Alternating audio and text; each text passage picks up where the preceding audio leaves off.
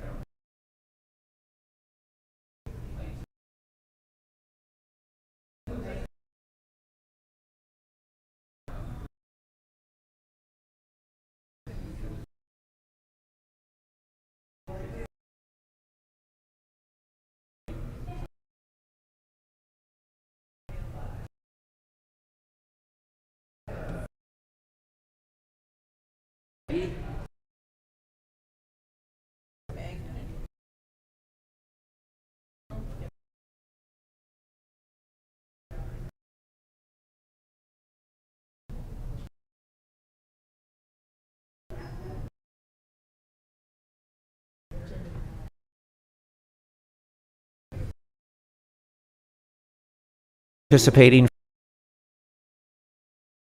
in stay tuned.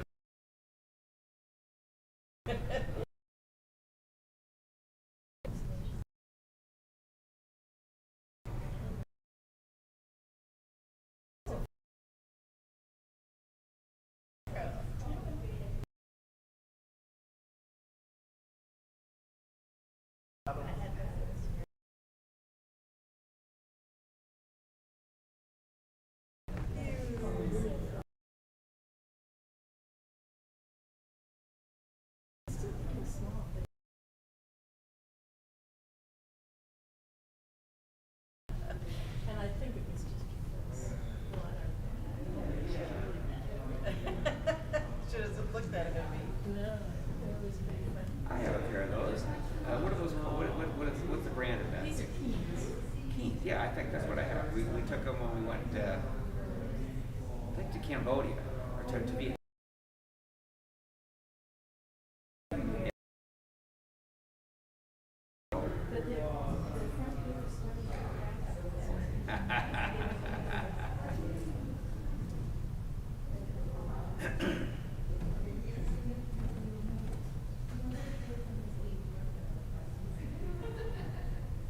Okay, very good.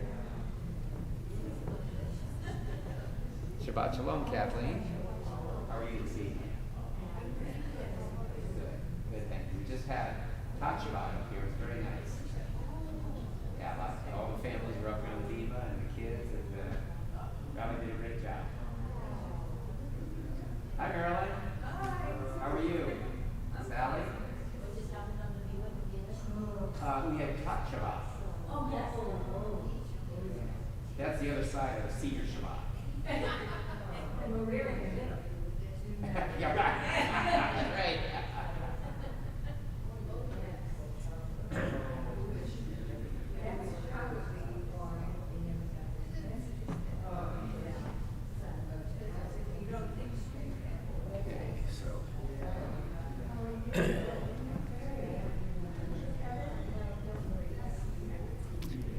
Test, test, test, test. Test. Test, test.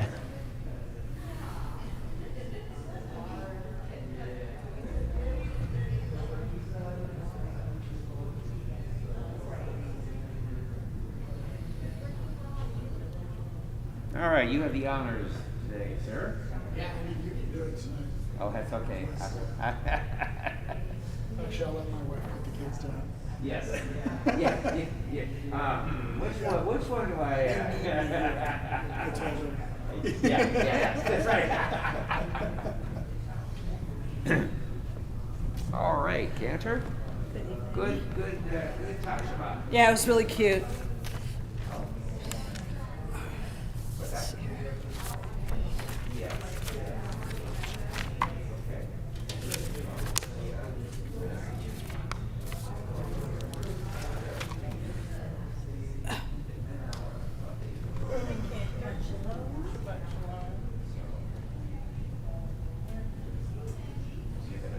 so, and then we'll take everything off mute.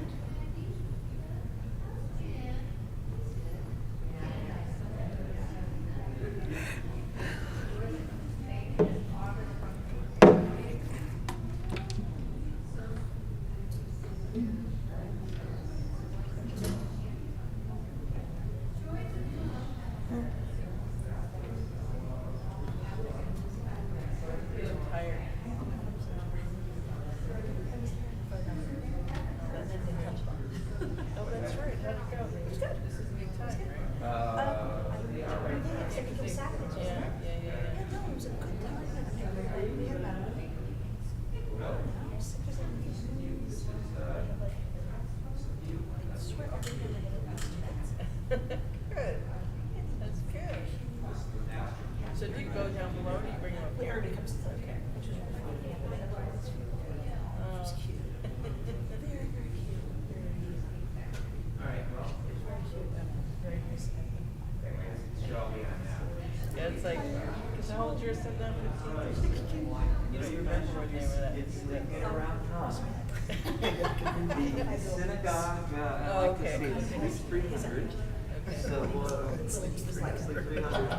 So, make yourself comfortable. Hey, Dion. Okay, Everything's we're great. live. Thank you for the So mics. whenever and anybody's everything's ready. good with the candles and For service to temperature start, a feels few more good. So minutes. always a good temperature. Good.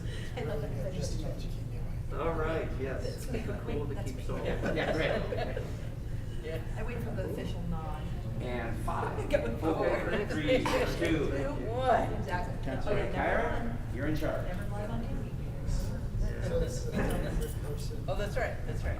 We counted it up one time. I think there are 18 rows on either side. I think we counted the seats. I probably have it written in my notes somewhere. But I want to say if everybody was sitting on those rows, you know, be a little bit. Yeah, that makes sense. Yeah.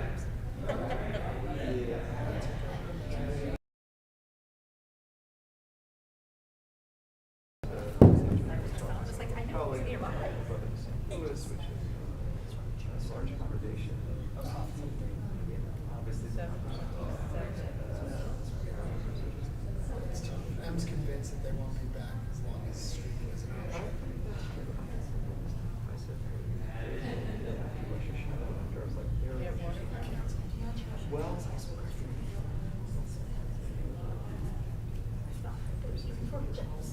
I thought, because he called your name, but. Oh, did he? He said cameras, then he walked out. So maybe we see it. Oh, who's that? makes it all worth it.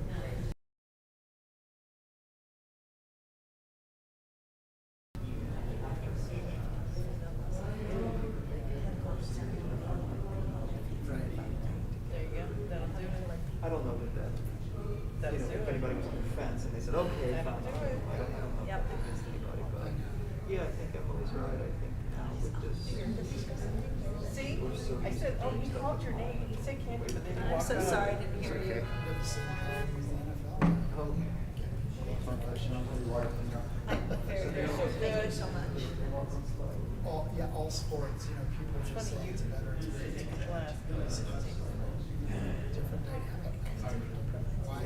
Why pay hundreds of dollars to see the just see the game from pixels, you know? well, Alrighty then. But again, it's a totally I guess it's that's. a totally different experience. Oh, nice. Very cool. I was at the 7th and final game. Went down to the top of the ninth.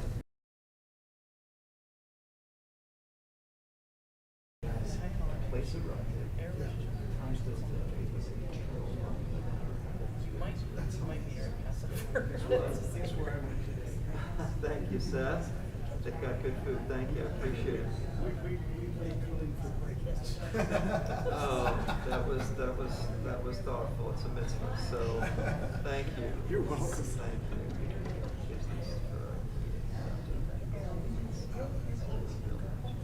Yeah. So,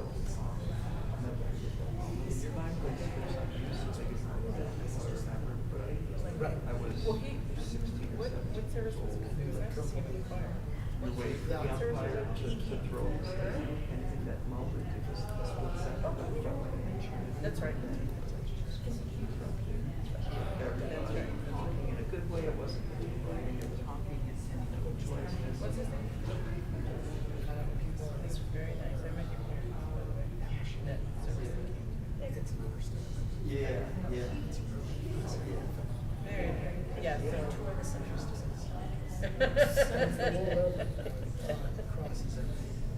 Yeah, so, yeah.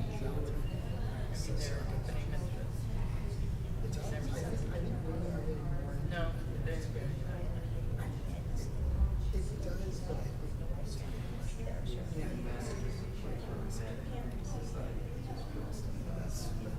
Which camp?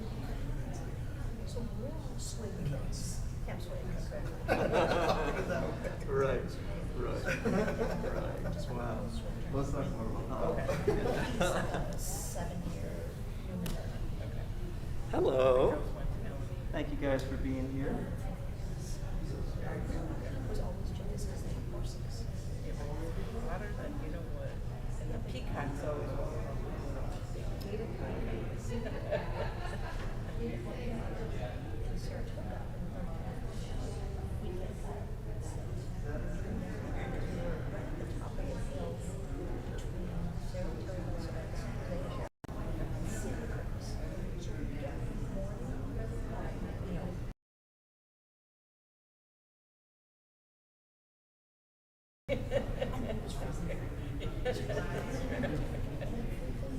Yeah, yeah, yes.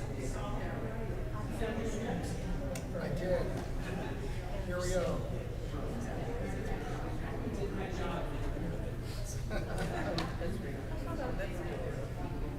So he's in what? Temple?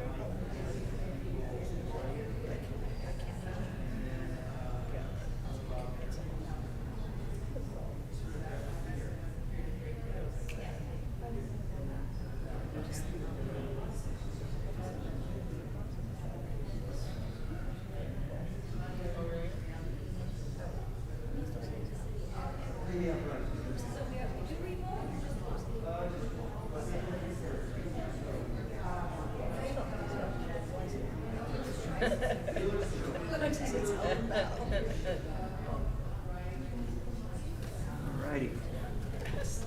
Oh, you'll figure it out. Okay, Tina. Shabbat Shalom.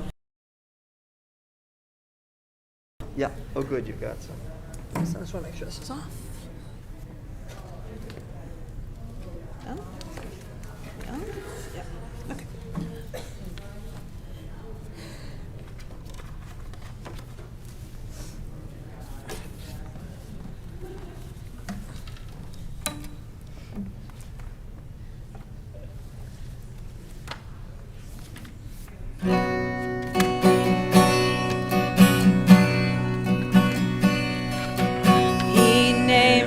tovu manayim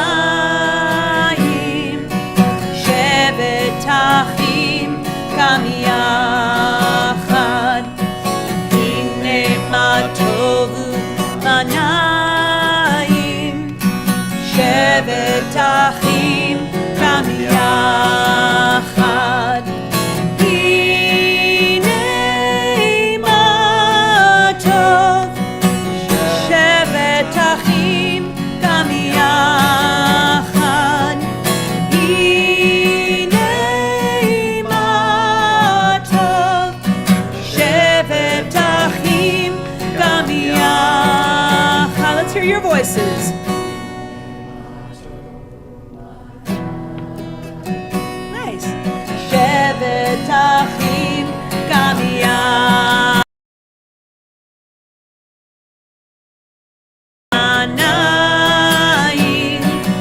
Shevet achim kam yachad. Well, Shabbat Shalom, everybody. Shabbat Shalom. Shabbat Shalom, Shabbat Shalom. So nice to hear your voices. So nice to see you all. Welcome. Welcome to all of you in person, and welcome to our friends on the live stream. We hope that you've been having a good week. If you've been having a difficult week, Shabbat is here. Our day of rest and renewal is here as we celebrate together. The Israeli poet Zelda wrote, light a candle, which we're going to do in a second. Drink wine, which we'll do in a few moments. Softly Shabbat has plucked the sinking sun. Slowly Shabbat descends, the rose of heaven in her hand. Do we have roses back there, those roses? I don't know, but the rose of heaven is in the hand. Yeah? Those roses were white roses? Okay, there we go. The Shabbat roses of heaven. So together may you and I receive this splendid rose of heaven tonight. We smell its fragrance. We marvel at its beauty. It's the beauty and the joy of life, the beauty and joy of Sabbath peace and Sabbath wholeness. So let us now bring in the light and the warmth and the joy of Shabbat. We are so honored to call upon our friends Leslie and Moss Gordon to lead us in the Shabbat candle lighting, which you can find on page 120 and 121. Page 120, 121, everybody. And I'm going to get you that microphone I promised you, Leslie and Moss. Oh, well, this is also for the our live streamers. Cannot be loud enough. Can't be loud enough. O source of light and truth, creator of the eternal law of goodness, help us to find knowledge by which to live. Lead us to take the words we shall speak into our hearts and our lives. Bless all who enter this sanctuary in need, and all who brings the offerings of their hearts. May our worship lead us to acts of kindness, peace, and love.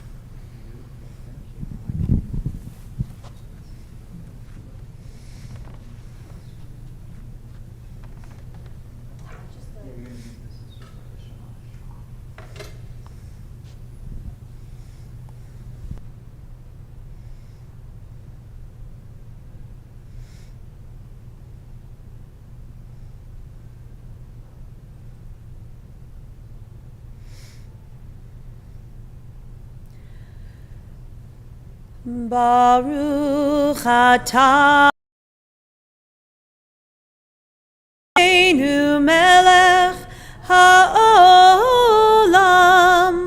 asher kiddushanu b'mitzvotav v'tzivanu lechadlik ner Shel Shabbat.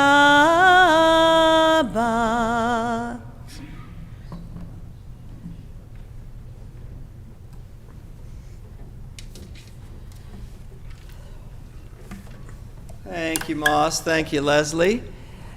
With our Sabbath candles lit, as is our custom here at Temple Sinai, we stand together as a community of family and friends, and we ask God's blessings upon us, upon all those we know and love. We ask God's blessings upon the entire world for peace and wholeness. You can find this family blessing on the laminated sheet before you.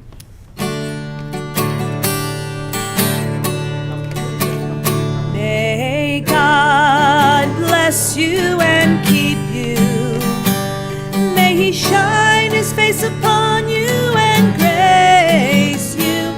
May He lift His presence unto you and grant you peace. May God bless you and keep you. May she shine her face upon you and grace you. May she lift her presence unto you and grant you peace and grant you peace.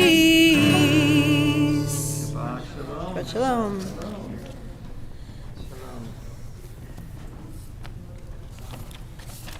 Please be seated. Shabbat Shalom, everybody. Well, let us turn now to page 127. Page 127. We're going to talk a little bit later tonight about this week's Torah portion, Bereshit, right, the creation of the world, which Shabbat always celebrates. I thought that this prayer might fit in nicely with this week's Torah portion. So we're on page 127 at the top, and we're going to pray responsively. So We'll share with a call and response. There are days when we seek things for ourselves and measure failure by what we do not gain. On Shabbat, we seek not to acquire, but to share. There are days when we exploit nature as if it were a horn of plenty that can never be exhausted. On Shabbat, we stand in wonder before the mystery of creation.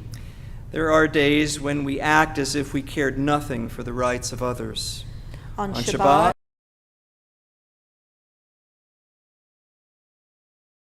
so we embrace Shabbat, a day of rest, a day of wonder, a day of peace. Well, in that spirit, we're going to turn to page 138 and 139. We're going to the 16th century, the 16th century and the 1500s, they, in the land of Israel, they would dress in white. As the sun set, they would go out to the mountains in the city of Tzfat, and they would greet the presence of Shabbat like a loving partner, like a loving spouse. And so we sing their song. It is Lecha Dodi. We welcome God, the divine presence. We welcome Shabbat with love. Please join us.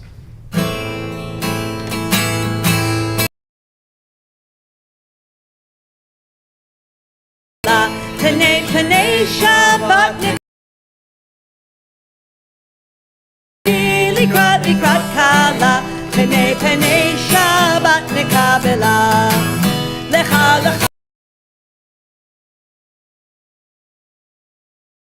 Shabbat Nekabela Lecha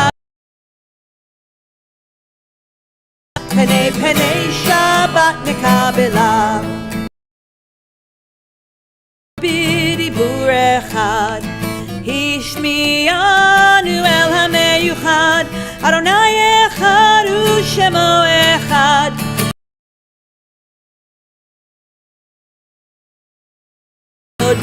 לקראת קלה, פני שבת. לקראת קלה, פני שבת נקבלה. Of Shabbat at the door.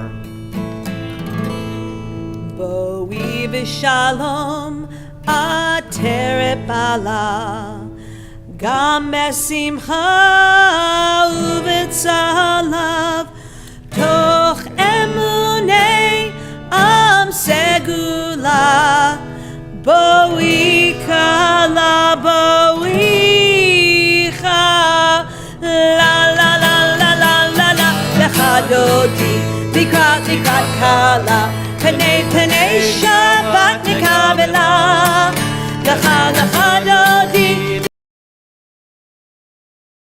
Shabbat Nekabela, la Kala, Panei Shabbat Dodi, Likrat Kala, Panei.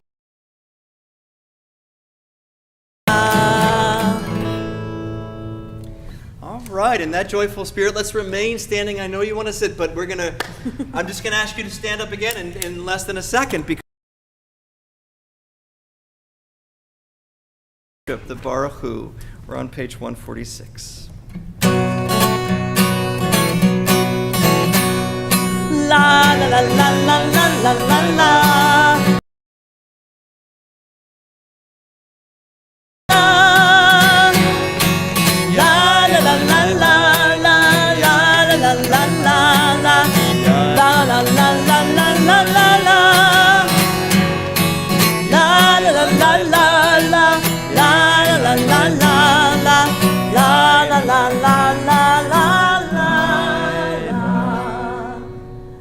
Baruch Hu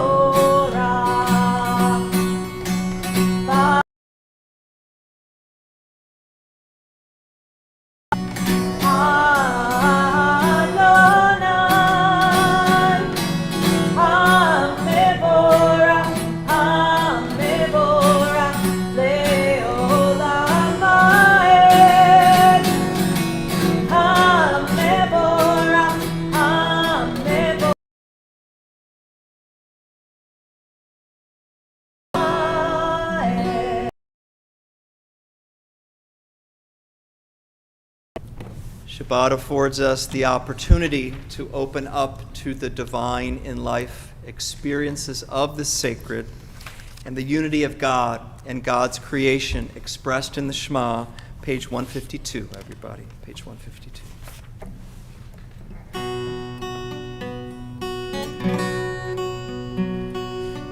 Shema Eloheinu Adonai Echad Shema Yisrael Adonai Echad Yisrael Adonai Echad Shema Yisrael Adonai Elohim Echad Od Malchuto Leolam Va'ed Baruch Leolam Va'ed Shema Yisrael Adonai Adonai Echad Adonai Eloheinu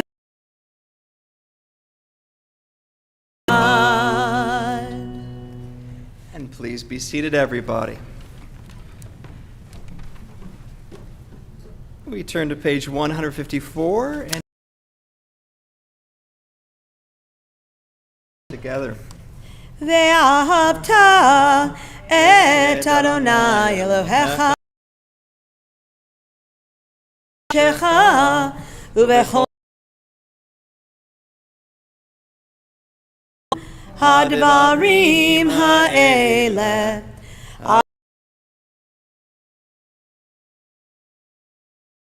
Hayom Al Levavecha Veshinantam Levanecha Vedibarta Bam Veshivtecha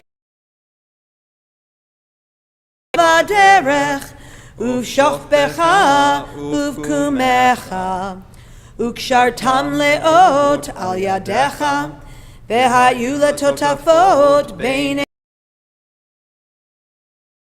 Al mezuzot beitecha Uvisharecha Leman tizkeru Ba'asitem et kol mitzvotai V'hitem kedoshim lelohechem Ani Adonai Elohechem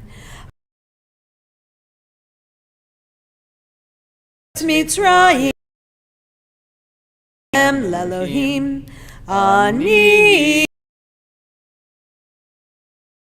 Adonai Elohechem Emet.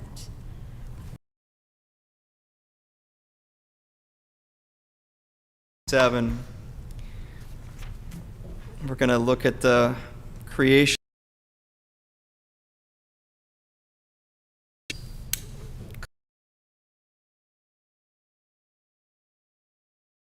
That's torn by violence and pain. There's a recognition in the Torah that this is a beautiful world we live in, filled with wonder. As God said, it is tov ma'od, it is very good. It doesn't say it's perfect, it says it's very good. And it does recognize that there is pain in this world, there is suffering in this world. And there is a path for all of us to help ease that pain through the values expressed in the Torah and the values expressed in this prayer that can help lead us, if not to a complete redemption, to maybe moments of redemption, moments of healing. So let's pray responsibly in the middle of page 157. In a world that is torn by violence and pain, a world that is far from wholeness and peace, give us the courage to say, Adonai, there is one God, there is a unity in heaven and earth. The high heavens declare your glory. May earth reveal your justice and your love. From bondage in Egypt we were delivered. At Sinai we bound ourselves to your way. Inspired by prophets and instructed by sages, Time and again we overcame oppressive forces.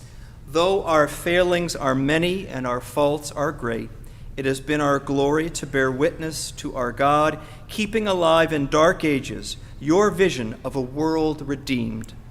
Let us continue to work for the day when the nations will be one and at peace. Then shall we rejoice as Israel did, singing on the shores of the sea.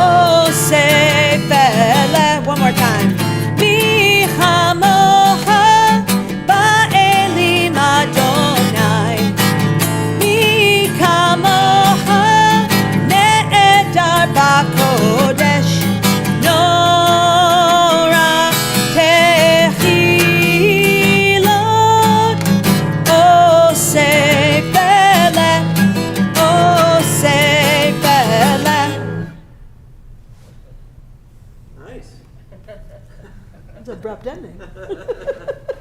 Yeah, it was like an ending sometimes, on a recording, sometimes like songs just. You're like, in that is way. it done? Yeah, right? That's a Debbie Friedman tune. That's a Debbie Friedman. Yeah, it's beautiful. Thank you for It's a sharing. fun one. Yeah. And the claps were right. Yeah, it's a camp song. You know this from camp? Totally is. Really? Where again did you go to summer camp? Oconomowoc, Wisconsin. Anybody else go to Oconomowoc? I know Oconomowoc. I mean, I went to Timberlane. It's a URJ, it's a UAHC. It was a UAHC camp. It's all good. Could be. It's all good. It's a camp song. It's a Jewish camp song. Yeah, Yeah, yeah. beautiful. Well, thank you. Thank you for sharing that. Maybe we'll have marshmallows at Oneg and we could do s'mores and stuff. I don't want to make promises, but maybe there are s'mores at Oneg. Yes, those were tasty. Those were tasty. Well, let's turn now to page 162. Speaking of Oneg, we have a song that talks about Oneg. Those who keep Shabbat by calling it Oneg, by calling it a delight, will rejoice in the divine realm. So let's join together in singing Yismachu with joy. Now, the rabbi just said with joy. Yes. So that means you can clap, you can sing, you can sway, whatever makes you happy. I like But it. it's a happy song. So here we go. Yismechu b'malechutecha, shomrei, shomrei, shomrei Shabbat, v'korei oneg Shabbat. Yismechu b'malechutecha, shomrei, shomrei, shomrei Shabbat, v'korei oneg Shabbat. V'hashvi'i ratzita bo v'kiddush Shabbat. Chemdad yamimoto karata Shabbat. Yismechu b'malechutecha, shomrei, shomrei, shomrei Shabbat, v'korei oneg Shabbat. Yismechu b'malechutecha, shomrei, shomrei, shomrei Shabbat, v'korei oneg Shabbat. Zecher lema'aseh b'reishit Shabbat. Zecher lema'aseh b'reishit Shabbat. Yismechu b'malechutecha, shomrei, shomrei, shomrei Shabbat, v'korei oneg Shabbat. Yismechu b'malechutecha, shomrei, shomrei, shomrei Shabbat, Vekore oneg Shabbat.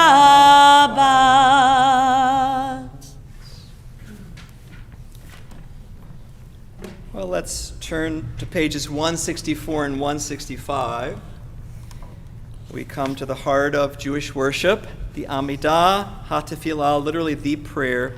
There is a beautiful teaching on page 165, and I may have mentioned you before, but just if you're ever wondering, well, where did that come from? You know, if you'd like to know the sources of where these pithy things come from or where these prayers come from, often it's below the line. It'll tell you below the line. It'll give you some commentary. But it's not mentioned there in this particular case. In this case, at the back of your book, there is a section called Source Citations. So under Source Citations, I did this years ago. I went to page 165 because I was so enamored of this teaching. And lo and behold, it is credited with a rabbi of the temple that I grew up in St. Louis. Temple Israel in St. Louis, Rabbi Ferdinand Isserman of blessed memory. He was not my rabbi. Rabbi Alvin Rubin of blessed memory was my rabbi, but Rabbi Isserman was maybe a generation prior to Alvin Rubin. And he is credited with saying this. I don't think he was the first one to say it. I think this is one of those things that if you go on the internet and you type it in, you'll see other people may have said it too. But our prayer book credits him, and we'll take it.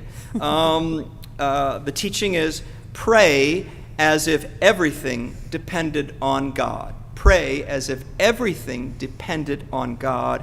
Act as if everything depended on you. So in that spirit, we rise together for our prayers. May our prayers lead to actions that make the world whole and a better place. Adonai, Sefatai Tiftach, Ufi Adi Tehilatecha. Adonai, open up my lips, that my mouth may declare your praise. Baruch atah Adonai, Eloheinu, Elohei Avotenu v'Imotenu, Elohei Abraham, Elohei Yitzchak, Elohei Yaakov, Elohei Sarah, Elohei Rivka, Elohei Rachel, Elohei Leah, Ha'el Hagadol Hagibor v'Hanora, El Elyon, Gomel Chasadim Tovim, V'konei Hakol, V'zocher Chastei Avot Ve'imahot, U'mevi Geula Livnei B'neihem, Leman Shemo Be'ahava, Melech Ozer U'Moshiach U'Magin, Baruch atah Adonai, Magin Abraham Bezrat Sarah, Atah Gibor Le'olam Adonai, Mechaye HaKol Atah, Rab Lehoshia, Mechalkel Chaim Bechesed, Mechaye HaKol Berachamim Rabim, Somech Noflim Berofeh Holim, Umatir Asurim, Umekayem Emunato, Lishenei Afar, Michamocha Ba'al Gevurot, Umidom Elach, Melech Memit Umechayeh, Umatzmiach Yeshua, V'ne'eman atah l'hachayot hakol. Baruch atah Adonai, mechayeh hakol. Atah kadosh v'shimcha kadosh, u'kadoshim bechol yom, yehalelucha selah. Baruch atah Adonai, ha'el hakadosh. And please be seated, everybody. Let's turn to page 177. Page 177.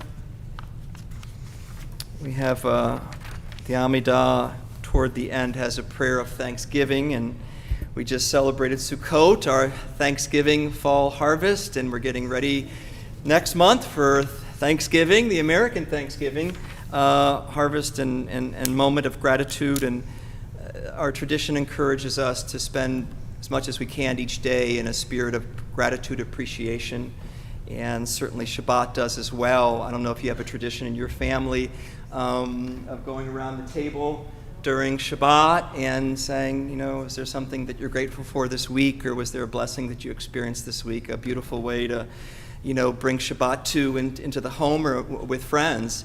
And so let's pray together, and we've got some things here to be very grateful for. Top of page 177, as together we pray. God of goodness, we give thanks for the gift of life, wonder beyond words, for the awareness of soul, our light within, for the world around us so filled with beauty, for the richness of the earth which day by day sustains us. For all these and more we offer thanks. Baruch atah Adonai, hatov shimcha ulecha na'eh lehodot. Well, we can close our prayer books now if you'd like. We'll close our books. We'll keep our hearts open. As in the quiet of the night, the peace of Shabbat, we spend a few moments now in our very own personal silent prayer or contemplation.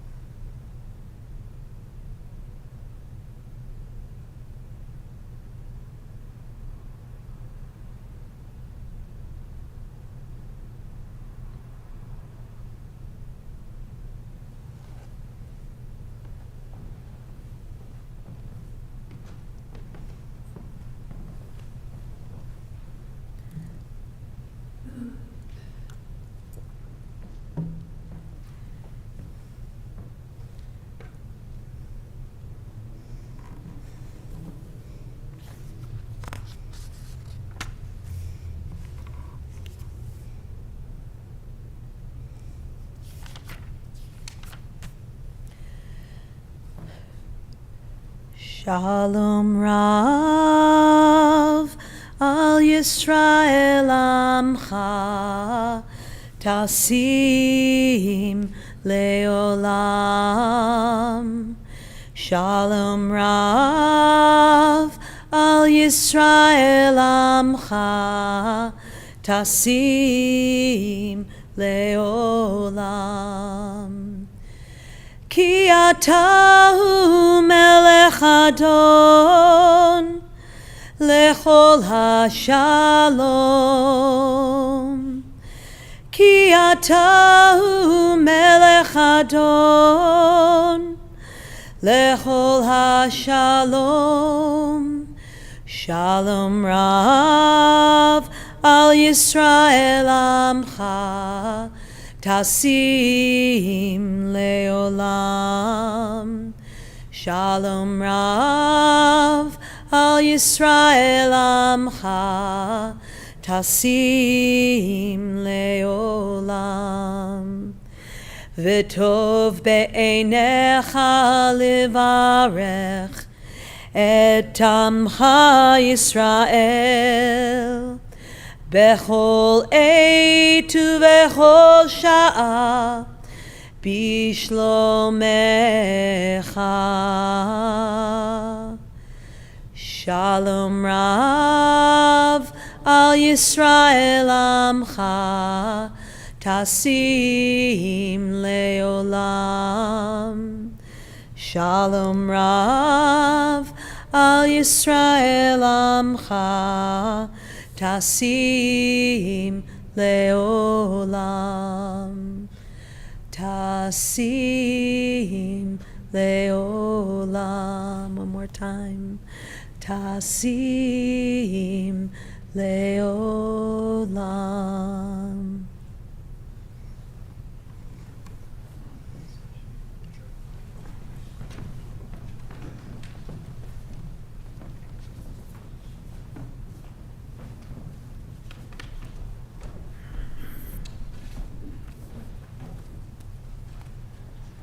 Inviting our Bema guests down to join you for our discussion this Shabbat evening.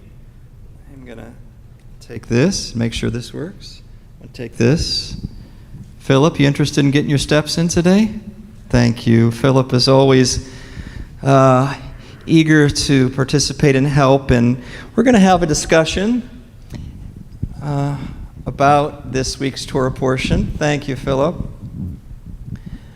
I was thinking we could do another 20-minute high holiday sermon, but thought I'd spare you all, and the reason I want to spare you is because the Torah speaks for itself. This week in the book of Genesis, I'm always so excited at this time of year because it's coming out of the high holidays and experiencing the high holidays, and to know that we immediately go in to an incredible narrative in the Torah, the book of Genesis. If you've ever had a chance to read it, I think it's filled with amazing stories that continue to inspire artists of all types, and painters, sculptors, writers, poets, as it inspired people throughout the ages. I'm thinking of, I like to quote the Yale literary critic, Harold Bloom, who passed away, I think, a couple of years ago. He compares the stories in the Torah, the stories in Genesis, to Shakespeare. He says it's at that level. I was looking at some of his words today when he was talking about, he wrote a book about the King James Version of the Bible, and he was talking about, in English, and Hebrew too, he had a facility with Hebrew as well, he grew up Orthodox. He says, I'm trying to get the words again, I should have written them down. He says that you cannot overpraise the writing of the accounts of creation. It cannot be overpraised. And there are two versions of creation. There's chapter 1 is one version, and chapter 2 is a different version. And he says that they both cannot be overpraised. He says they reach the limits of literature. So they cannot be surpassed, and I would agree with him. So let's take a look at some of these passages that cannot be surpassed, and some of the ideas contained in them that still we could spend, a lifetime trying to understand and interpret. So the way we do this is, you have one, Saul? Do we, you grab one? Okay, yeah. Oh, extra one? Here you go. Yeah, it's up to you. So the way this works is I will give you the passages from this week's Torah portion in Genesis. It's 6 chapters. It's a big portion. A lot goes on in these 6 chapters of Genesis.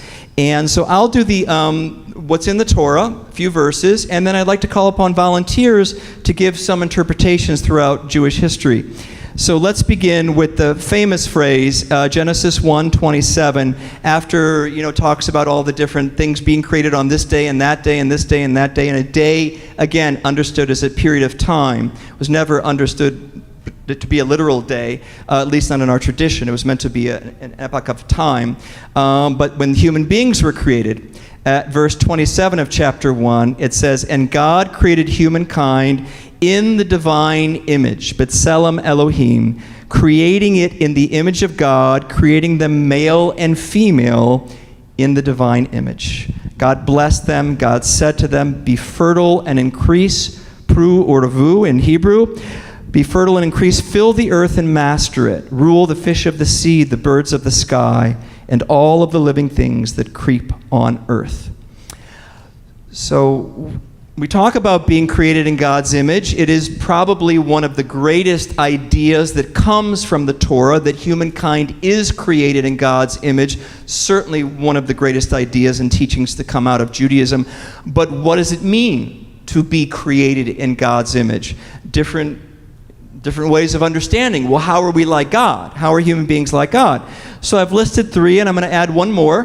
Who would like to read number 1 by the first chief rabbi of Israel, then called Palestine when Britain ruled the area of Palestine, Rabbi Abraham Isaac Cook. He wrote this before he was in Israel. He wrote this, I think, in Latvia or in Eastern Europe. Who would like to read what the great Abraham Isaac Cook said it means to be created in the divine image? All right, Marilyn, thank you. The foundation of the Torah is that humanity was created in the image of God. The essential meaning of the image is the complete freedom we find in human beings, which means that humanity must have free will. If there was no free will, there would be no context for the Torah, as my Maimonides writes in the Laws of Repentance. Thank you, Marilyn. So, and Rabbi Cook says it's the foundation of the Torah. Torah doesn't make sense unless we recognize that we are like God in that we have free will. We can make choices about how we live and what we want to do. Now, some people might argue with that, and some people say, oh, everything's determined, right? There are some scientists who said everything's determined, and you think you have free will, but you really don't. Judaism says, no, no, no, no.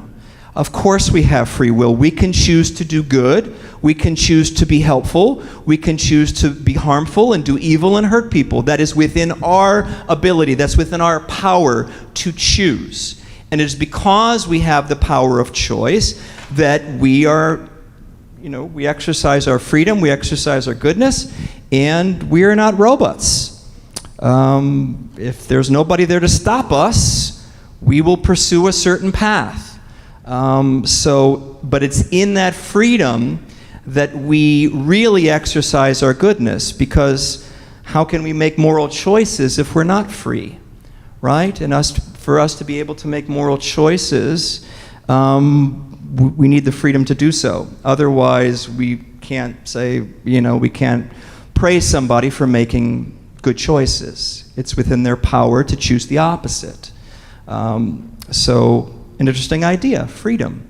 I think a lot of philosophers would say freedom is the foundation of one of the greatest values in humanity, is the ability to be free. I think movie Braveheart would say the same thing, right? Freedom!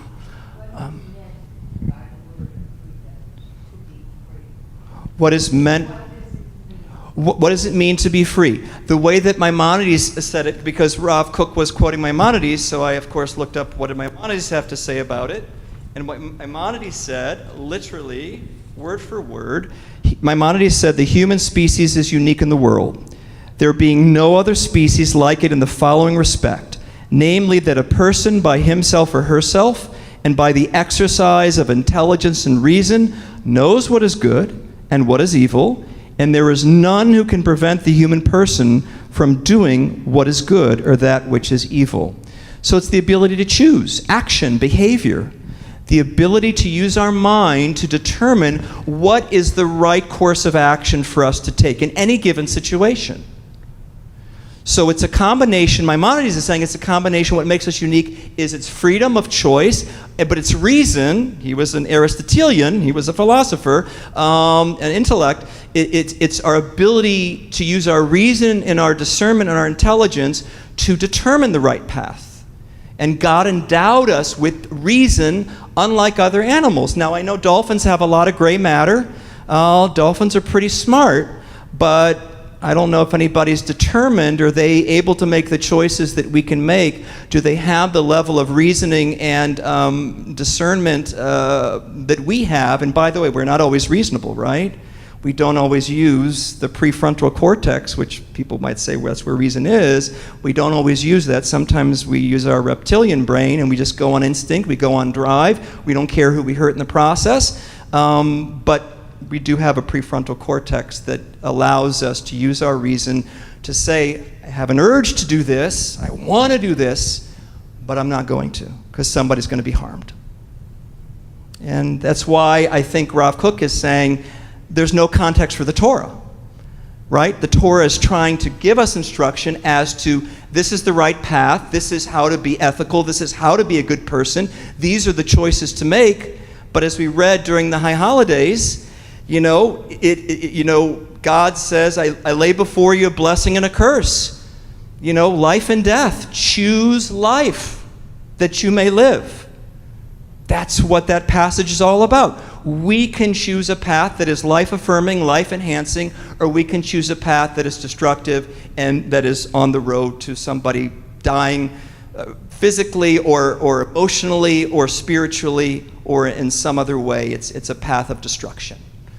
And as we all know, with the world and the state of the world today, people need to make the right choices. We have the ability, God has given us the freedom to destroy this world. We have the technology to destroy this world. What are we going to do with that power? We have to choose. So freedom is a big one. But there is more. There is more. Let's keep going. So Rashi, the great French medieval, considered to be one of the greatest biblical commentators, Talmudic commentators in Judaism, he continues. Let's see. Marilyn, you want to take that one too?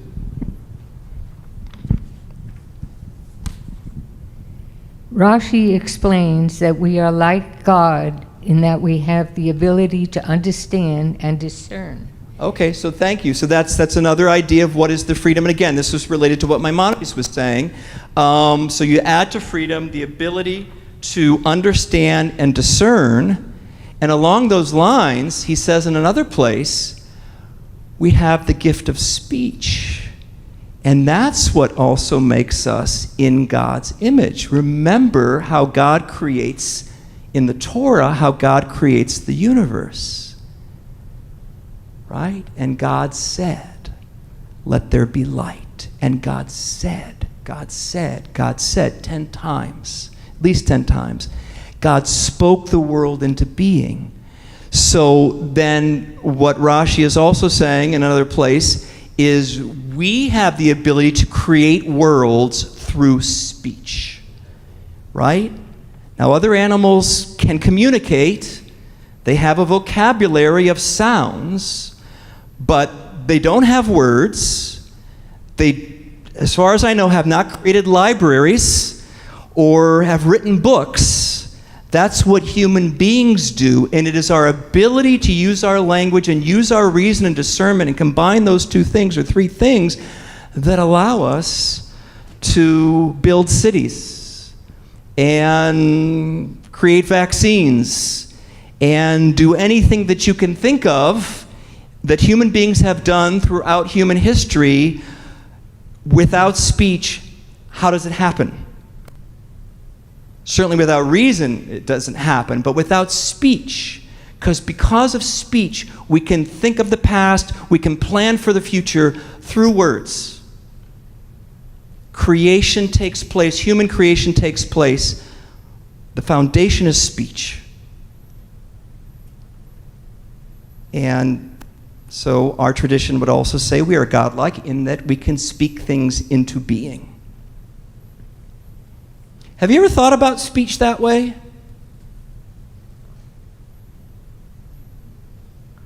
How could you get something done? How could engineers, we have engineers in the room, how could you get anything done with another person and bring this vision to life without the ability to communicate that vision? Most inventions, most things are done not in a vacuum by one person working with another person, making that happen. Even Steve Jobs, who it sounds like he was pretty much, it all came from him, but he could not have brought that vision to life without other people, without a team. No way. May have been his vision, but he needed other people to execute it. So it's right there. We're swimming in it. It's like the fish who, doesn't recognize the water is wet because they're swimming in it. And I think that's how it is with our speech. Take away that speech, or take away even sign language. Take away the ability to communicate through words, through concepts and ideas. the whole human enterprise falls apart, I think. And Judaism would say the same. Yeah, Dan. And Philip, I'm sorry. Thank you, sir. No, well, for our live stream folks, we want them to hear your words of wisdom, Dan. I don't know words of wisdom.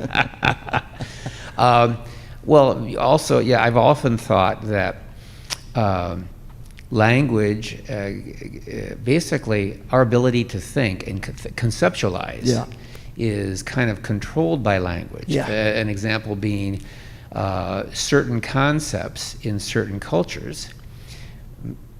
It may be hard for other cultures to even arrive at that concept because their language hasn't evolved to include that kind of a concept. So I think there's a relationship here where the language and the ability to think of a concept and articulate it not only to others but to yourself first is kind of controlled by the evolution of your language. Yeah, absolutely, Dan. Yeah, absolutely right. I don't know if you all can remember your first memory and how old you were, but I want to guess it was when you had language and you could talk, because that way you can form a memory through words. Through images, yes. I mean, I'm sure my dog dreams, our dogs dream, and they're able to communicate, and I imagine there's something going through their head, probably images of some kind, but I think most humans, their first memory will be of an age where they had language. And we have no memory prior to that because there's no words. There's no way to put it in here and store it in here through words. So it's powerful. It is powerful. Okay, one more. Oh, this is a great one too. So the last one, and forgive me, I could talk all day about this stuff because again, and we're not even going to scratch the surface of what it means to be in God's image. But here are three good ones: freedom, understanding, reason, discernment, language, speech. Let's do the last one. Let's see, Dan, you still have the mic? Oh, Philip's got the mic. Okay. All right, who would like to do this last one from the New Oxford Annotated Bible? Great resource. Maggie.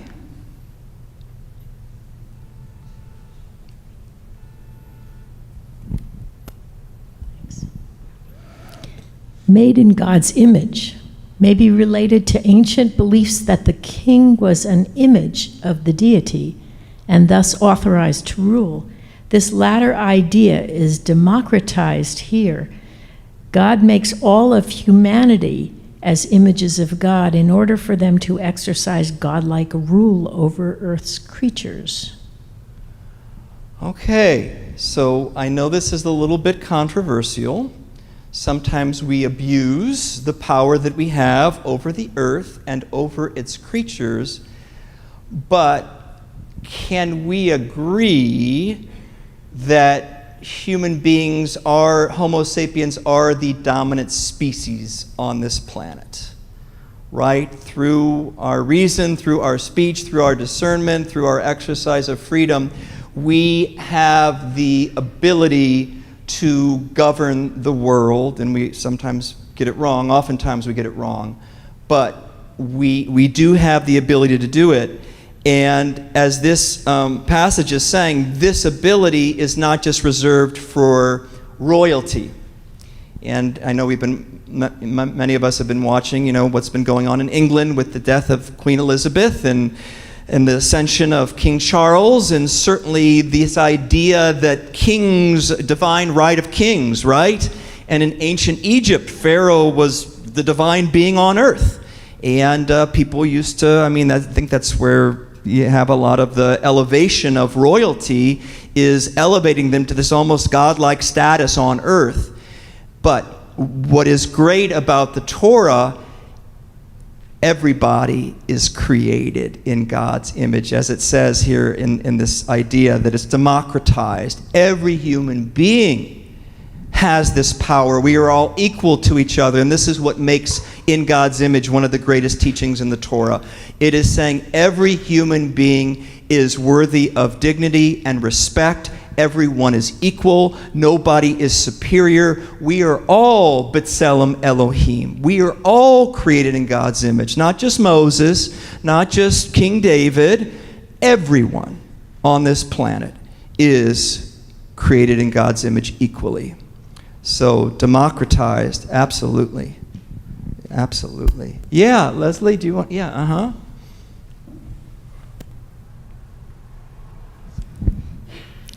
I'm sorry if this comes out kind of half-baked, but I'm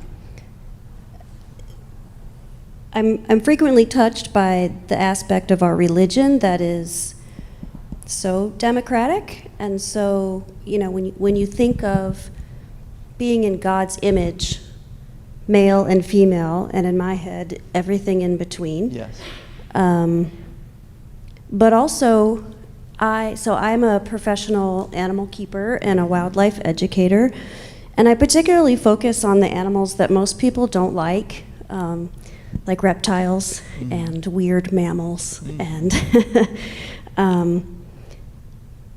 it's my job to persuade people to love them and to care about them and to live with them.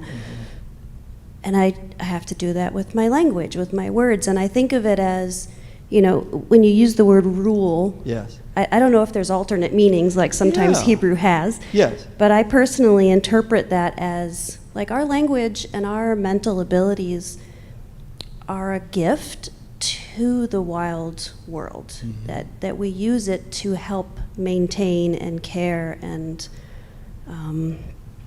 propagate the rest of nature. So it's to me it's more of a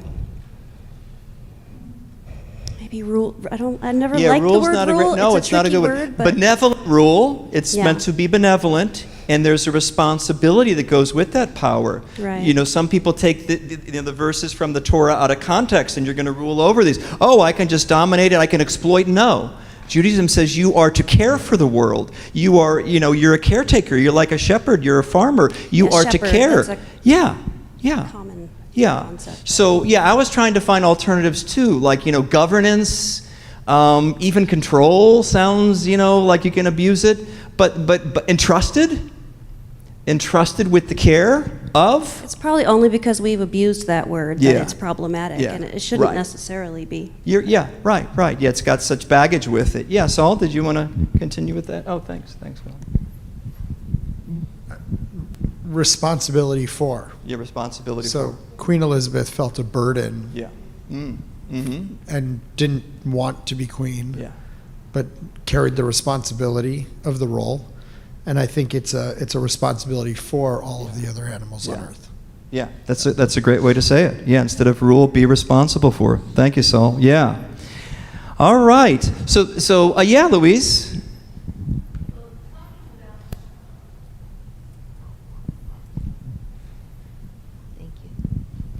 Talking about, just leave it there, it's okay. Talking about the meaning of in God's image.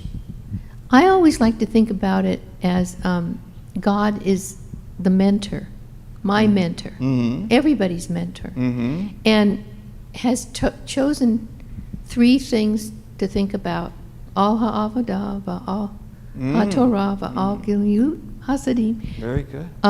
All the work. Yeah. The work, religion takes a lot of work.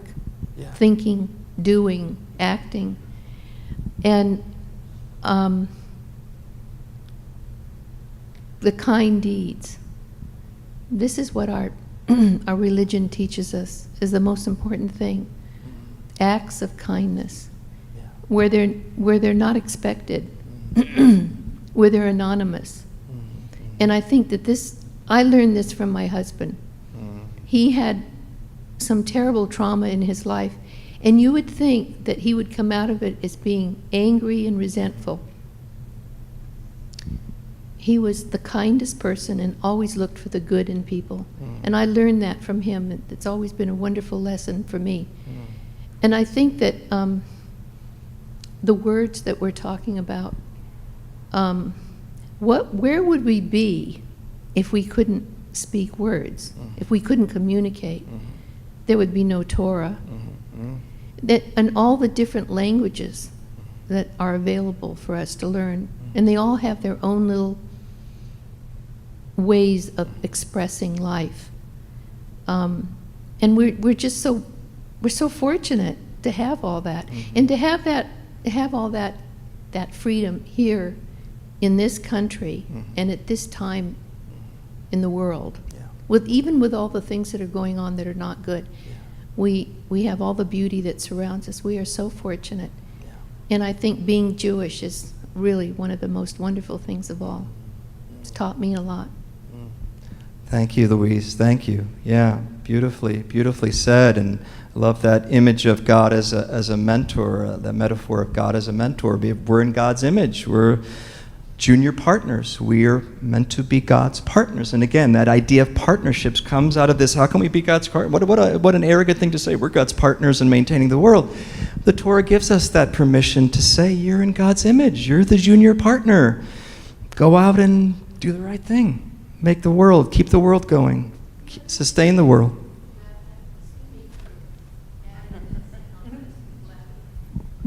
And I chant this on Yom Kippur, Yeah. where God gives us good and evil, life and death.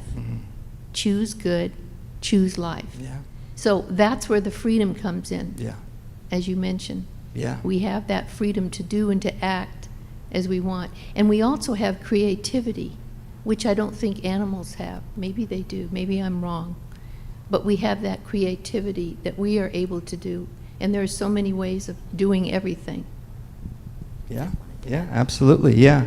I think creativity is very much a part of being in God's image, and I would encourage you to think of other ways, too, that you feel that humans are in God's image. We've just scratched the surface with some big ones, but there are many others.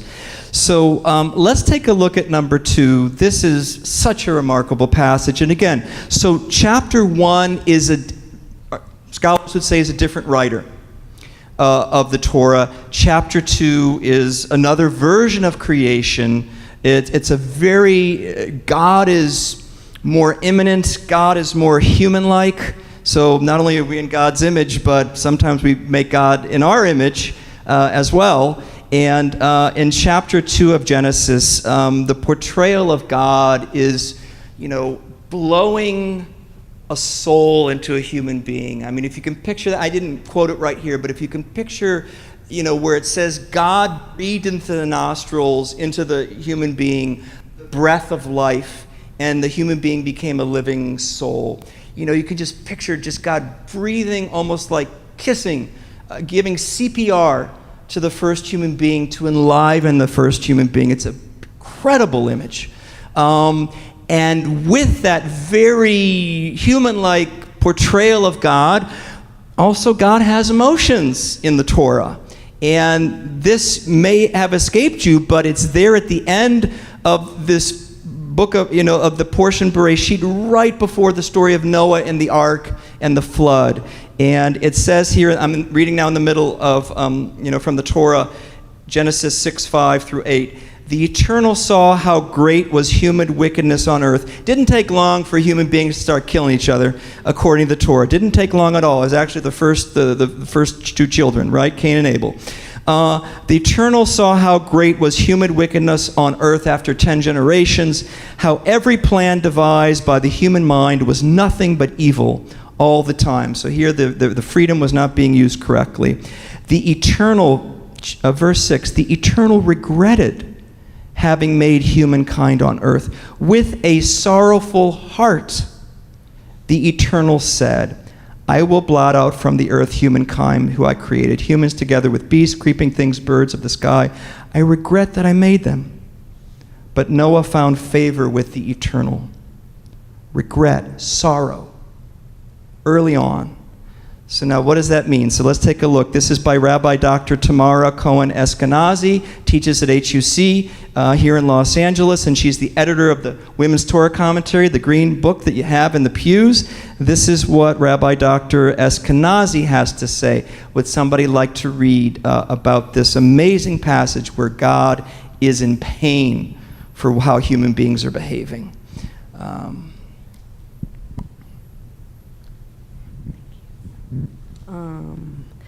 Human evil causes God to repent, grieve, and destroy. Far from being infallible and all-knowing, God confronts unexpected results and has a change of heart. I mean, keep going. Yeah, let's He was keep going. heartsick. Literally, his heart was sorrowing. God's capacity for sorrow mirrors the sorrow or anguish that God proclaims for the humans after they eat the forbidden fruit. This acknowledgement that God can grieve also binds human and divine experience.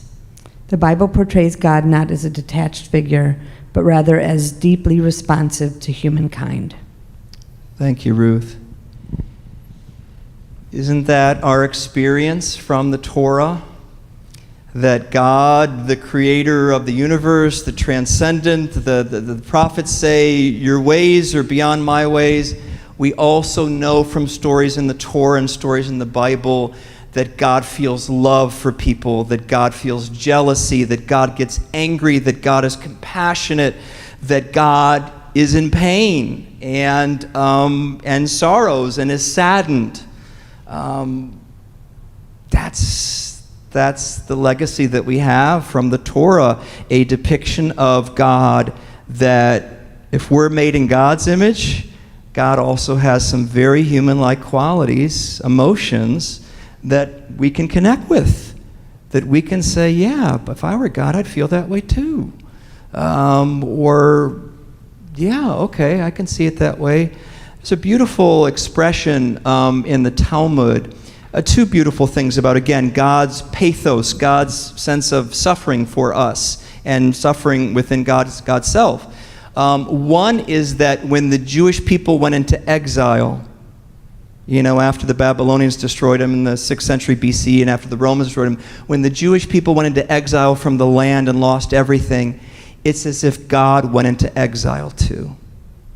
The Shekhinah, God's indwelling presence, God's transcendence on earth, God went into exile with the Jewish people.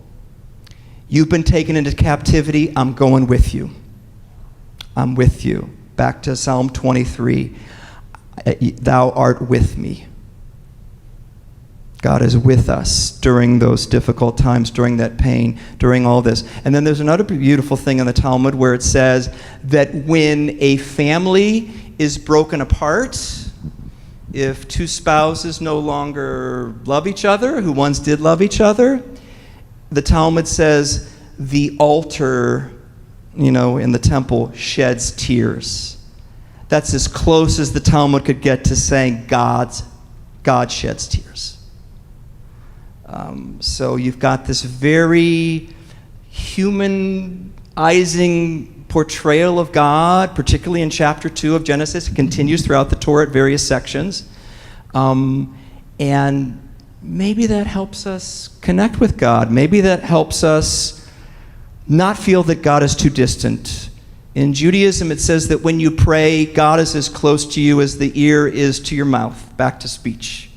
When you pray, words are coming out here, God's right here. That's the intimacy, that's the closeness of God to human beings. And it's passages like this that can help the tradition say those things. God is not detached. God cares.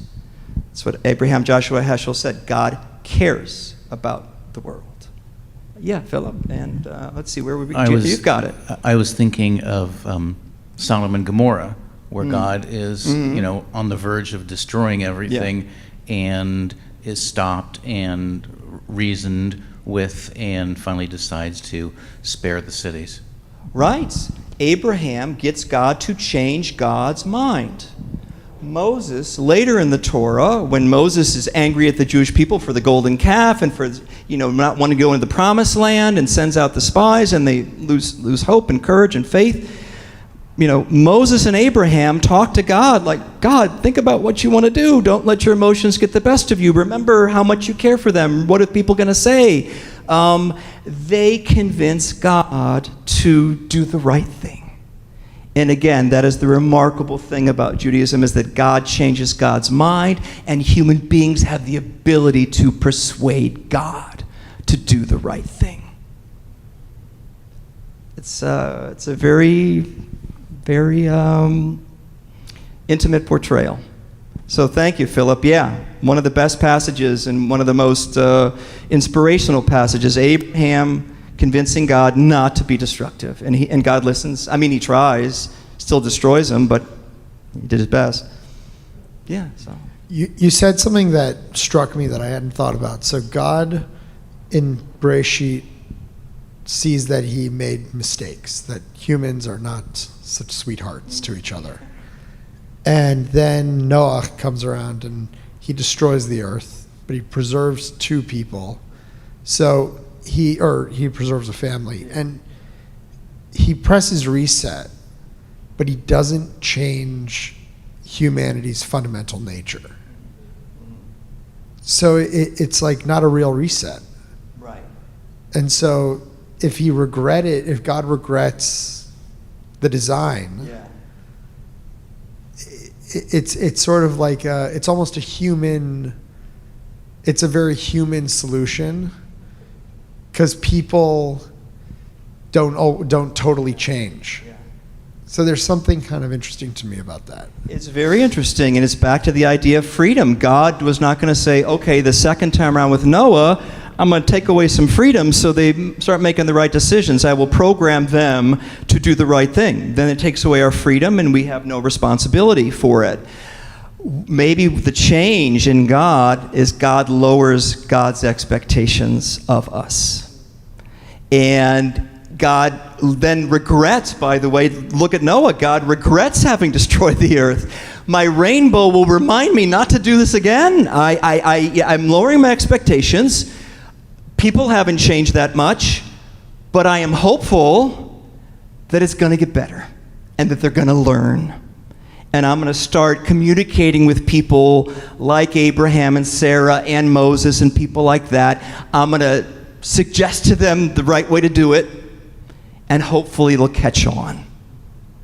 So yeah, God lowers God's expectations, is still hopeful. We still have the freedom, and God still is cheering us on, being a mentor, wanting us to do the right thing. Yeah. Yeah, Maggie. This reminds me, it makes me think about the fact that our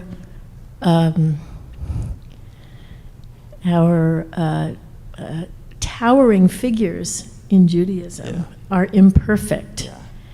And it means that, does it mean that God is imperfect? But it's a model for us. We are imperfect, we try, we do our best, but it's all a work in progress. It's all a work in progress. And with this, we're going to conclude, because I appreciate the conversation. Thank you all for a great conversation. We could go on till midnight. There is a theology that came out of the University of Chicago called, from philosophers there, called process theology. And there are Jewish people who also talk about process theology, and you could argue that the Torah is process theology, that God is learning with us. This is an experiment, and sometimes you try a new experiment and you try to get different results, but this is an experiment on this earth, and as we learn and grow, God learns and grows from us through our experiences and through God's interaction with us.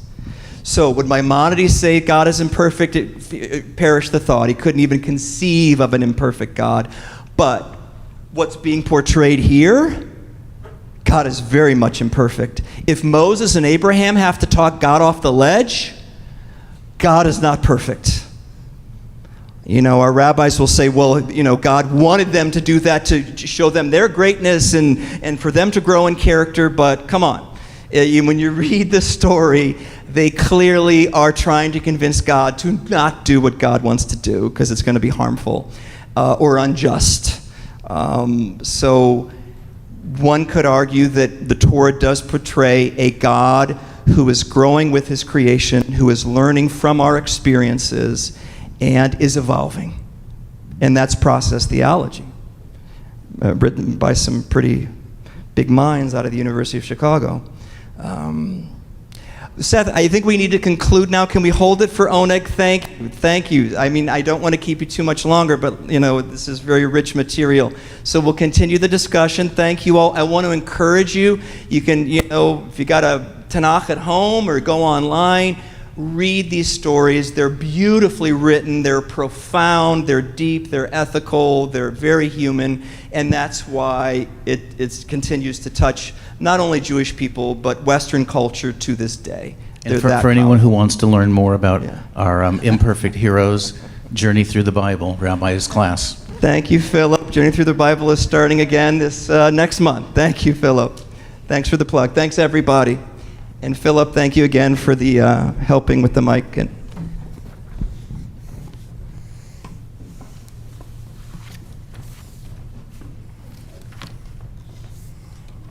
right, y'all. So let us return to our prayers. So God has a sorrowing heart in this week's Torah portion, and we have sorrowing hearts at times, particularly when our loved ones, family, and friends are suffering. We suffer with them. We pray for their healing, their recovery. So let's now come to our Misha Berach prayer of healing. It's on the laminated sheet before you.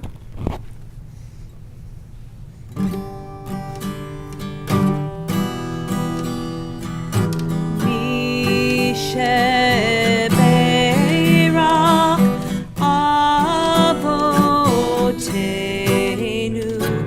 Mekor HaBracha Leimotenu. May the source of strength who bless the ones before us help us find the courage to make our lives a blessing, and let us say Amen. At this time, we invite you to offer the names of people you know in need of healing. We'll go around the sanctuary. Please raise your hand and call out their name. Maggie.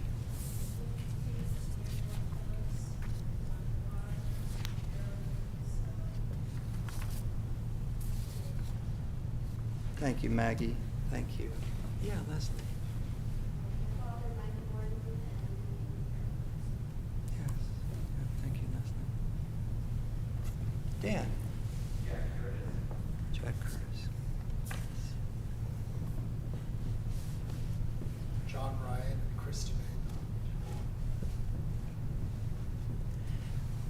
Well, we think of them, and we now turn to our Shabbat leaflet on the inside page, and we also bring to heart and mind all of these temple members who are in need of healing, all of these family members in need of healing, and all of these friends and co-workers here in our community who are in need of healing, as we now continue our prayer of healing together.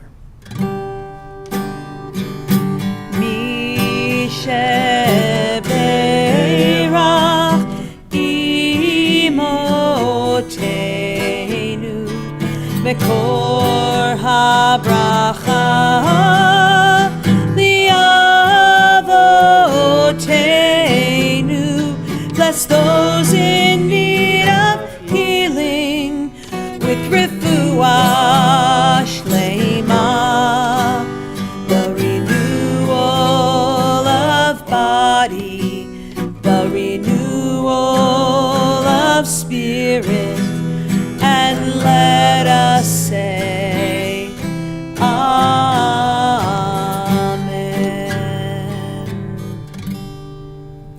We pray they are all healed. Well, we come now to our concluding prayers. We turn to page 586. Page 586 in our prayer book. We come to the adoration prayer, Elenu. We're all going to stand together before the open ark. The open ark is a symbol of God's presence in our lives. We're in the middle of the page. Please rise, everybody.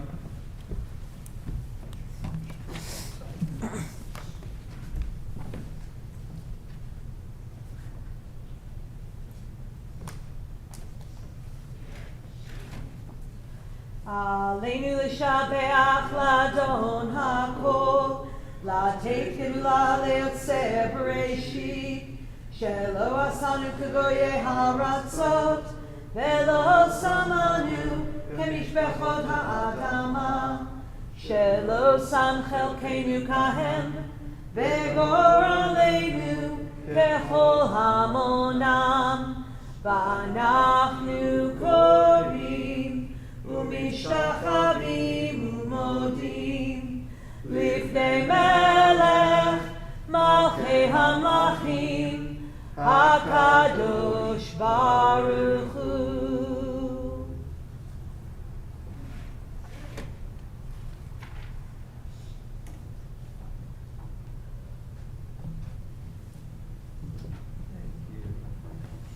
And please be seated, everybody.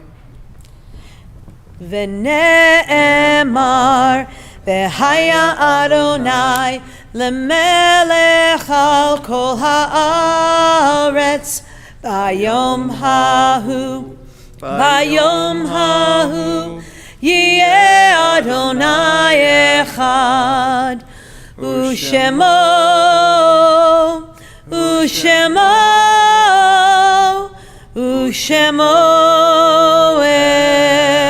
אחד. Let's turn to page 594. Page 594.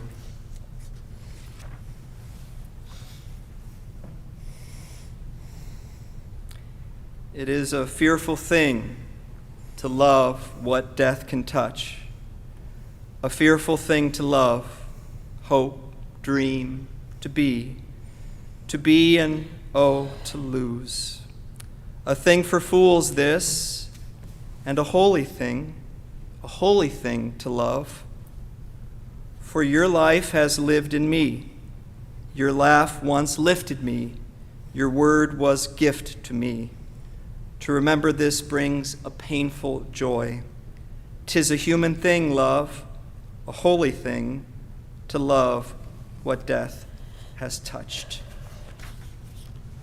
As we now think of our loved ones who have passed, our family members, our friends, members of our community, members of every race and nation who are a blessing to humanity, we think of them, we honor them through our memory and through our prayer. As I mention the name of a loved one who has passed, I invite you to please stand, and then in just a moment we'll all stand together to recite the Kaddish prayer. This Shabbat we say Kaddish for Peter Siragusa and for Eve Francine Marcus. Say Kaddish for Ilsa Jamin, Darlene Hammer.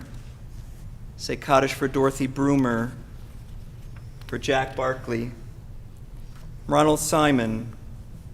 We say Kaddish for Chase Joseph Newton, and Ronald C. Jack, Beryl Sosnick, Beverly Sutton, Harvey Hirsch, Phyllis Sivan, Shirley Rosenberg. We say Kaddish for Eva Hain, and Marion Parnes, and we say Kaddish for David Lieberman, Susan Schwartz, and Leon Johnson.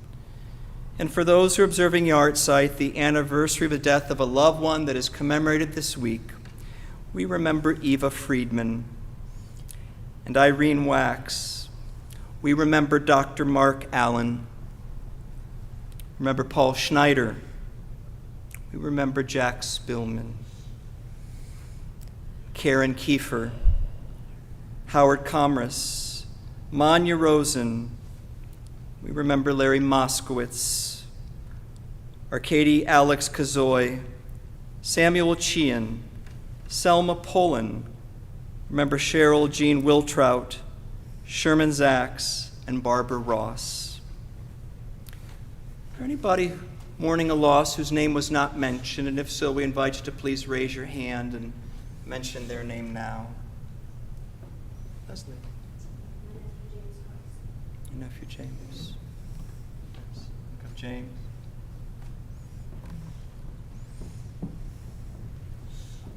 Oh, for all of them, let's stand together as a community. friends, of family. As we turn to page 598 in our prayer book, page 598, we thank God that they were with us. We thank God that they were on this earth. As together we pray.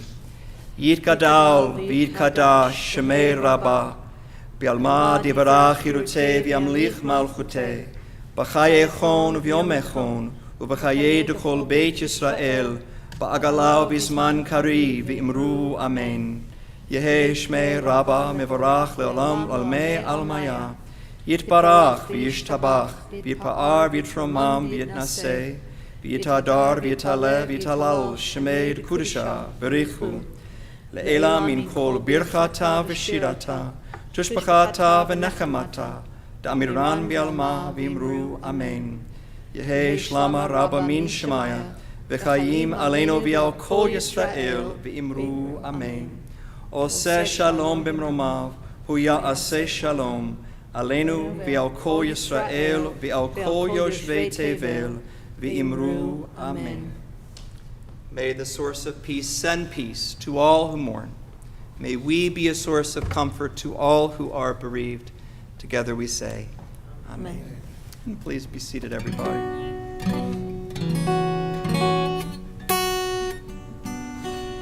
Oh, say shalom bimromav,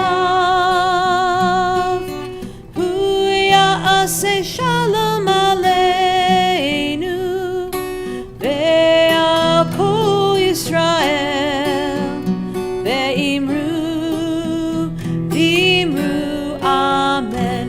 Oh, say shalom bimromav,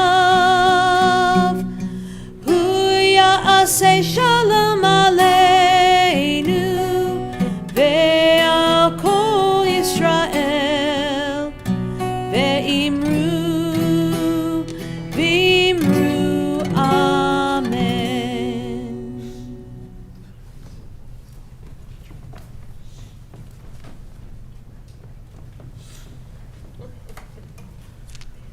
Shabbat Shalom, everyone. As the rabbi said, I got the good fortune of a doubleheader tonight. I was here for Tot Shabbat, now renamed Kids Shabbat, by popular. I don't know if I should be announcing that, but that's what the vote was tonight. So it's exciting, and it was great. So thank you, Rabbi and Cantor, for that earlier today, and Shabbat Shalom to all of you tonight. There are 3 events I want to highlight that are coming up at Temple Sinai. The first is that our religious school Tzedakah Fair is this Sunday morning. So we're looking forward to that. It's a great program.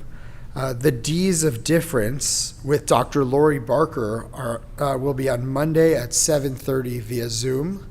So we hope you'll join us. And remember to sign up for the Sisterhood Brunch coming Sunday, October 30th. You'll find details about all of this and more on the Temple website and also in the weekly email blast. Tonight's flowers are presented by Joyce Costanza Moskowitz for the yahrzeit of her husband, Larry Moskowitz, Louise Mary Spillman for the yahrzeit of her husband, Jack Spillman, Nancy and Asher Rosen for the yahrzeit of Asher's mother, Manya Rosen, and Blanca Hadar for the yahrzeit of her father, Sherman Zaks. At the conclusion of the service, everyone is invited to join the Oneg, hosted tonight by Ruth Goldstein and Sisterhood. Thank you and Shabbat Shalom. Shabbat Shalom. Thank you, Saul. Thanks so much. Thank you, Saul. So, and by the way, Saul is a dedicated member of our Temple Board of Directors. He's the chairperson of our Educational Governing Board, and we're so honored to have him in both those positions. And we are also excited to hear about the new name, formerly Tot Shabbat, now called Kids Shabbat with a Z, Kids with a Z. And if you have a tot or a grand tot, or I should say kids with a Z, get grand tot. Yes. That's good. You like Grand Tot? I like that. Okay, all right. Bring your grand tots. Up to third grade, so that's why it's no longer tot, because it's Kid Shabbat. It's up to third grade. Right. We had pizza, we had cookies, we had Twister, we had other fun games that you could play, as well as having a lot of fun, beautiful music by Cantor. Kids shared a lot. We had a lot of fun together. We danced with Torahs. Dance with the Torahs, third Friday of every month at 5:30. So it's moved from Saturday to the third Friday of every month at 5:30. So, yeah. All right. And looking forward to the food that we're going to have. So there's more. There's more. But wait, there's more. So I need an energy boost. So I'm hoping everybody's going to help me here. So we are going to conclude tonight with Adon Olam on page 625. And this is that one that requires some repetition. So I'm hoping that you guys will help me with this one. Let's all stand together.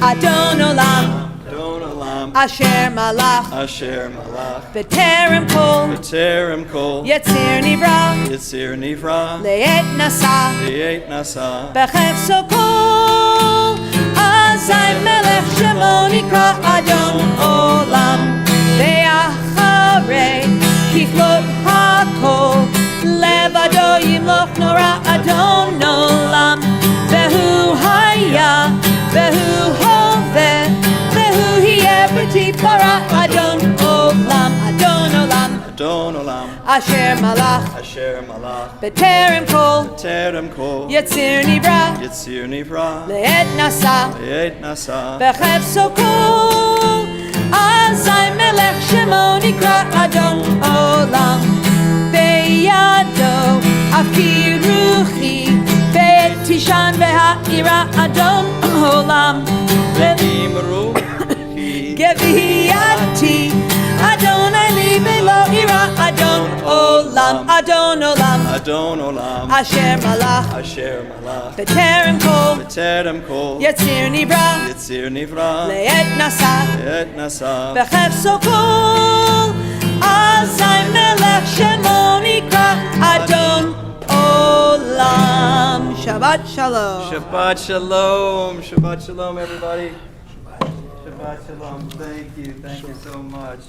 Really appreciate everything so. Of course. I'm freezing. I know, kind of really cold. I know, it's chilly, isn't it? But only toward the second half. Yeah. Oh, you felt it the second half? Yeah. Well, it's also supposed to be significantly colder out in the next few days. Right, so. right. So 1, 2, everything's 3, all out of 4 order. layers. Yeah. I'll take you over the hot. Any I know. day. My wife likes the hot. I'm like, what are you talking Oh about? God, no. I need to be able to No, curl up with a blanket, Yeah. a sweater. I grew up in Denver, so that's That's where I should have grown up. kind of happy place. Yes, absolutely. A little bit of snow, trees changing.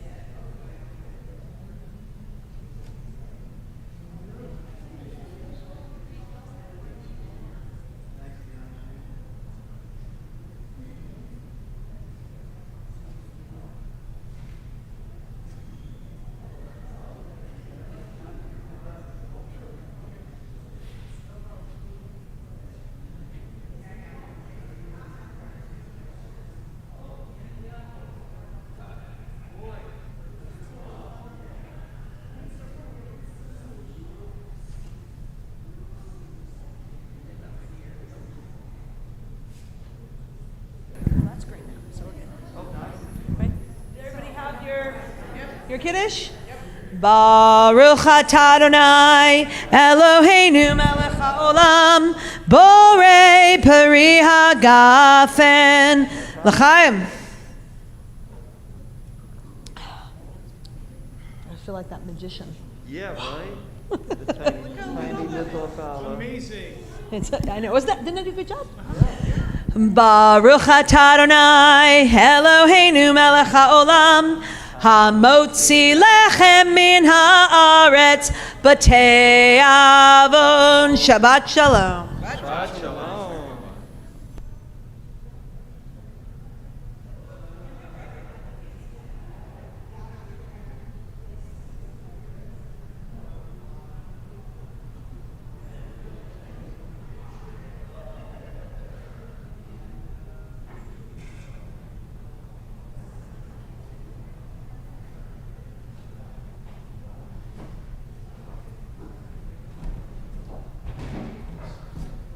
All righty, well done.